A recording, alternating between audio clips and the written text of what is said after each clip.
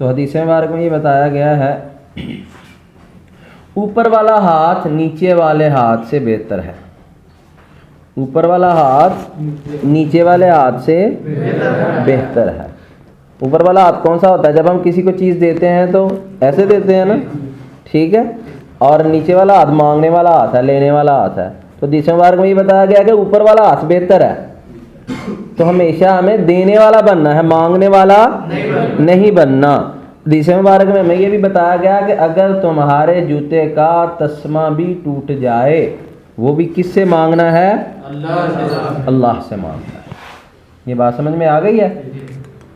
تو اس لیے میرا بیٹا ہم نے کبھی بھی کسی سے مانگنا نہیں ہے، کسی سے یہ جو لوگ مانگنا ایک دفعہ شروع کر دیتے ہیں، بے شک ان کے پاس کروڑوں بھی آ جائیں ان کی فقیری نہیں جاتی، ان کی غربت نہیں جاتی، چونکہ ہمارے پیارے نبی صلی اللہ علیہ وسلم نے فرما دیا ہے کہ جو مانگنا شروع کر دیتا ہے جتنی دفعہ وہ مانگے گا نا اللہ تعالیٰ اس کے لیے فقر کے اتنے دروازے کھولتے جائیں گے۔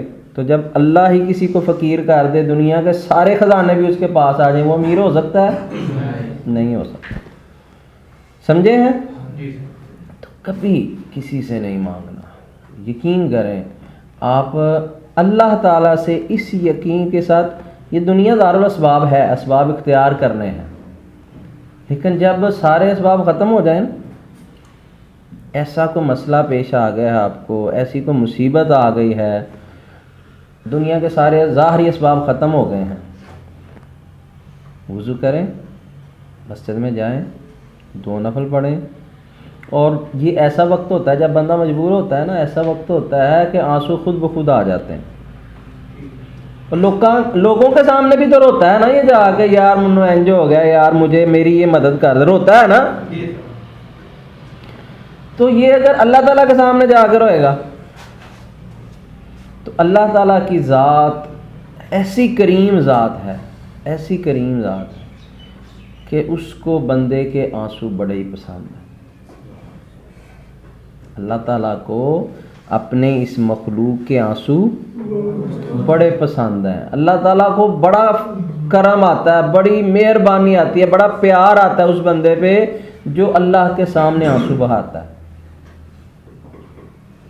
میرے ایک دوست ہیں، ٹیچر ہیں، سعد بٹ صاحب، ان کے ایک کزن ہیں، اسکول ٹیچر تھے، سرکاری اسکول کے ٹیچر تھے، اور سعد بٹ صاحب کہتے ہیں کہ ہمارے وہ جو کزن ہے نا، ہماری والدہ نے بتایا کہ یہ بھی گاؤں میں رہتے تھے، ان کا گھر ان کے ساتھ ہی، گھر کے ساتھ ہی تھا، تو رات کو والدہ جب اٹھتے تھے کسی کام، واش روم جانے کے لیے یا کسی کام کے سلسلے میں، تو گاؤں میں پتہ کھلے گھر ہوتے ہیں، ساتھ والے گھر سے بھی آواز آتی ہے، کوئی نظر آتا ہے، تو رات کو اٹھتے تھے، دیکھتے تھے کہ میرے وہ جو کزن ہے نا سیڑھیوں پہ بیٹھ کے رو رہے ہیں۔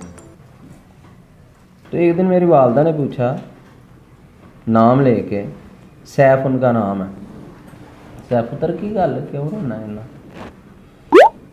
تو کہنے لگے آنٹی جی کہ غربت، اللہ تعالیٰ کو پیسے مانگنا، اللہ تعالیٰ کو رحمت مانگنا۔ آج وہ بندہ ڈسکا میں، جو ڈسکا کا سب سے بڑا کالج ہے، سب سے بڑا سکول ہے، اس کا وہ بندہ مالک ہے، پتہ ہی نہیں کتنا پیسہ ہے اس بندے کے پاس۔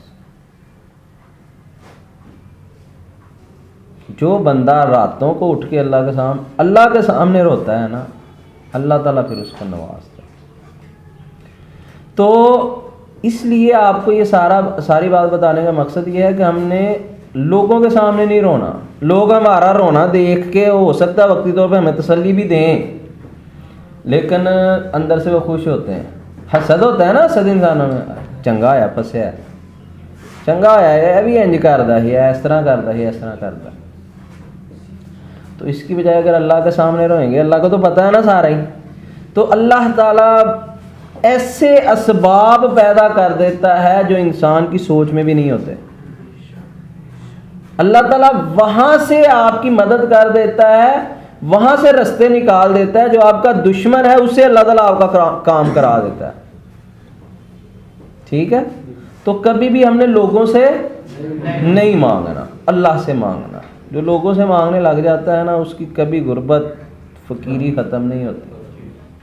ٹھیک ہے جی. تو یہ اس کا مطلب ہے کہ جو اپنی ذات کے لیے ایک مرتبہ سوال کا دروازہ کھول دیتا ہے نا, منگنا شروع کر دیتا ہے. آپ گلی محلوں میں بھی دیکھ لیں, جو جن بیویوں کی عادت ہوتی ہے نا فلانے کے گھر سے ہلدی مانگ لو, فلانے کے گھر سے نمک مانگ لو, ان کے گھر کے حالات کبھی ٹھیک نہیں ہوں گے.